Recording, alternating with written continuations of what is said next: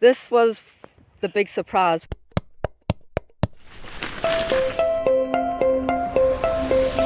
We were basically traveling to visit my sister, and I thought before we come here, let me just message Dawn and see if she would be okay if we meet up.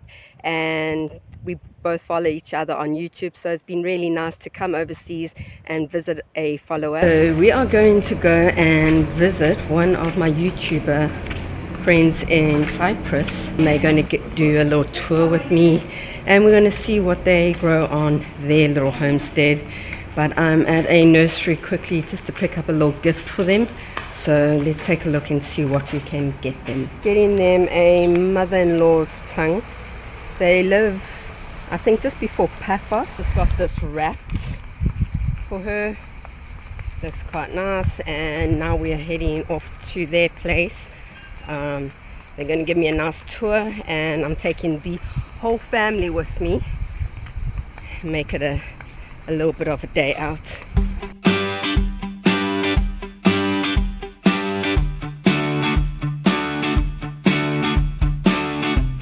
Cool, so we've just arrived, and this is the view.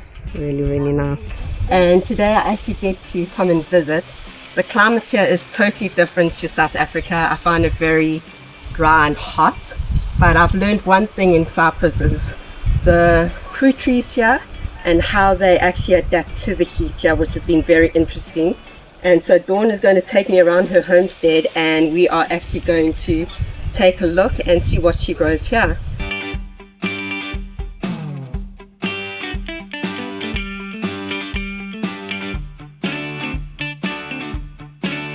I grow in white works is Hugelkultur. Okay. And I do what I call proper Hugelkultur. Some people dig a big pit first. I don't do that. Okay. Some people put soil in. I don't do that. It's very natural.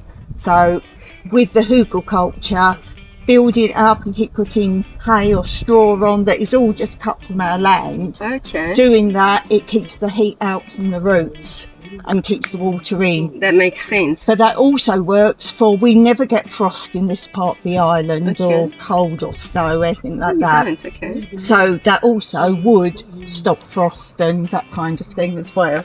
So Hugelkultur, I can't emphasise it enough. Oh wow, okay. And this, we had so many, it's only a small one, we got 3 date palms, but we got so many off of that, dates. That's something that grows really well in Cyprus. So it produces dates when? It seems to actually be this one every 2 years, which is bizarre, Okay. because I would have thought every year, but we want to keep it small like this, because obviously we haven't got to do that thing where we shoot up the tree. Okay, yes. kind Yeah, of I also palm. try and keep it quite short. And that's another thing growing in the heat. If you keep things quite small, they don't have to take the... all the energy Yeah. also up, yes. Yeah. Now this is, a lot of people in Cyprus open them up and use it as swimming pools. Particularly the size of this one, you could do that. We got videos on where we had a leak in it. We've never touched it. It's always been here for eons and eons. Okay. So we started to get leaks. There was a whole series on it. We had no water because of this. And this is also our fire safety, because we can just open it up if there's a fire nearby and flood the land. Oh, that's good. The water from here comes, I'll show you from over the other side of the land, it comes up a borehole, like a well, you know, a borehole. Yes, we know. Comes up there, and then we pump some to here and the rest up on the roof for water for the house. Okay. So we're totally off grid here. Oh, that is Totally. perfect. No electric, no water. Oh, that's nice. So this waters the garden. So you can see how nice and small this orange tree is. It's already bearing 2 fruits there. And then we've got some figs there. The mulberry tree. So you said one's a red and one is a black mulberry tree. Brown. See, like little beans And sort then of things. And then what you do with that? Right, the beans you can harvest and sell, but when you sell them as the whole carob. Oh wow, okay. So you sell the whole carob. The beans, you know the saying when you buy gold, carrot. Okay, yes. It comes from the word carob, because no matter what size these carobs are, every time you take a bean out, they're exactly the same size and weight. Oh, wow. So they used to weigh gold with carobs. Oh, And that's wow. where you get the name carrot gold. It's carob gold.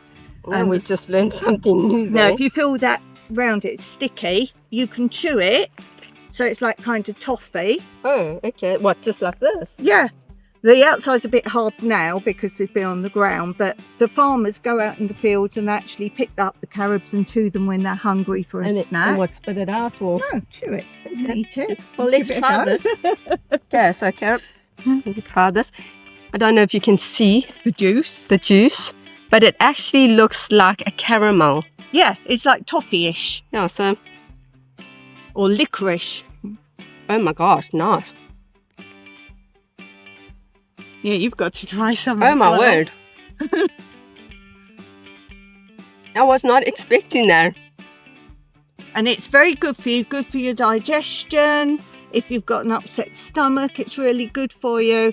When you go around tourist areas, you see they make the juice into, they call it like a chocolate sauce. But as you say, you agree with me, it's more toffee-ish. Wow. But you can buy sauces in bottle, like chocolate sauce, you can use on ice cream. Okay. Also, they grind the whole lot up when you sell the whole lot. They make it into, the closest I can say is like a plastic, but it's not plastic. Oh, okay. You get it, you know, records when you used to play music. Yes, People were like, what's yes. records? Vinyls. Vinyls. That was made from carob, the vinyls. Oh, wow. Carob's used in lipstick. Lipstick has carob in, some types of that. Many things, as I say, things you imagine as plastic or vinyl is made from carob. What do you think? Hey, Ella Rhodes? So good. Yeah, you like? It's so good. I love it. So, over here we got a beautiful carob tree. It's a massive tree. And if you look here, it's got these beautiful pods. But the best part is that if you break this open, you've got like seeds in here. And let me show you something. So if you look inside here, it's quite juicy, and it reminds me of like caramel, but this is the best part. You just eat it, and I can't explain the taste. It's like a sweet. So I've fallen in love with this tree because I've never known about this, so learned something right there. Okay, so just share that with me again. It's illegal in Cyprus to cut down a carob tree. Okay. I guess because it's food for everything and it's a national tree. You can trim it back, so you could trim bits off, and it makes very good firewood. One of the Okay. best firewood you can get, but it's illegal to cut it down. Okay, so these trees you're not allowed to actually cut it down at all. You can trim it. And I was just asking about the watering and that, but we think it must go quite deep down in order for it to get to water, because that's what happens with 90% of the fruit trees that grow in Cyprus. They survive because they actually tap into the moisture in the beds a little bit further down. So that is a beautiful carob tree. So it's considered a hobby or a joke. Hobby, yeah. If you only got 100 goats. So there's people that have 500 goats, and then that's you doing it properly. You're doing it properly. You do it properly. And the other thing, up until even when we moved here all those years ago, the biggest crime in Cyprus, why people were in prison, we only have one prison in Cyprus, the reason people were there was goat rustling, because they're such a commodity. Wow. Goat rustling was the biggest crime in Cyprus when we came. Oh, that's the crime. That's it. Wow. And that one is a purple plum. They seem to be doing rather well. So I've tried the yellow plums. I found the purple plums are much sweeter, Yes, and they're still quite young. yes.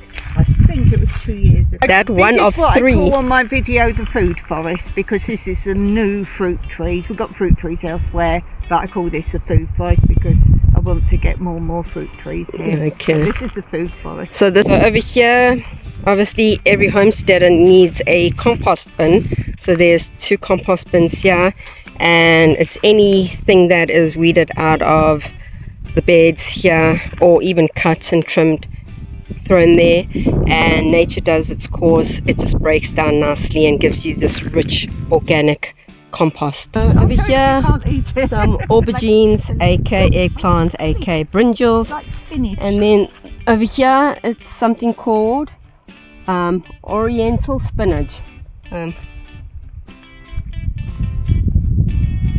It tastes different. Different, yes. Just because it's called oriental spinach, it's not like spinach at all, is it? And it doesn't So- grow like it, and it has small leaves. So how would you eat that?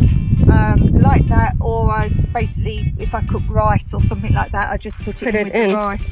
You can't eat it. No, it's poison. Yes, it's poison. It's we. Okay, Yes. so this is Nightshade. basically a weed. No, we In our eat the country. fruit off of it. Is it? Yeah, they are. I don't know. Is it the red or black ones?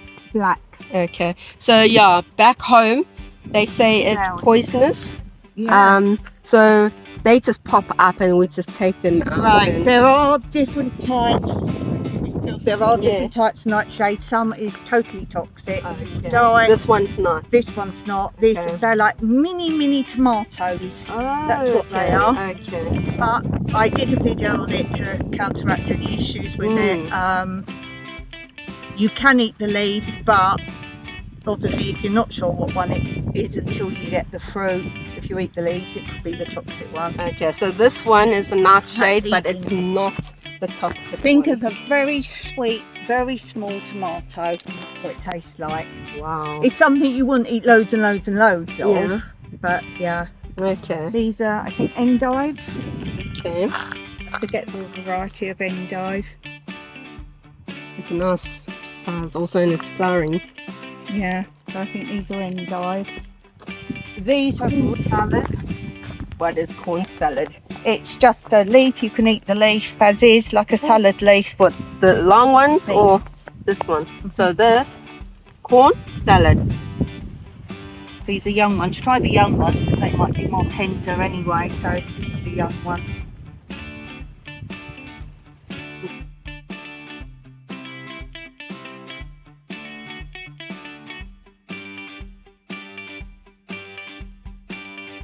This is a quince tree grown from seed, and it's about 4 or 5 years old. And there's what, 2? Yeah, true. Yeah. So we've got some quince seeds that we. What do you do with your quince?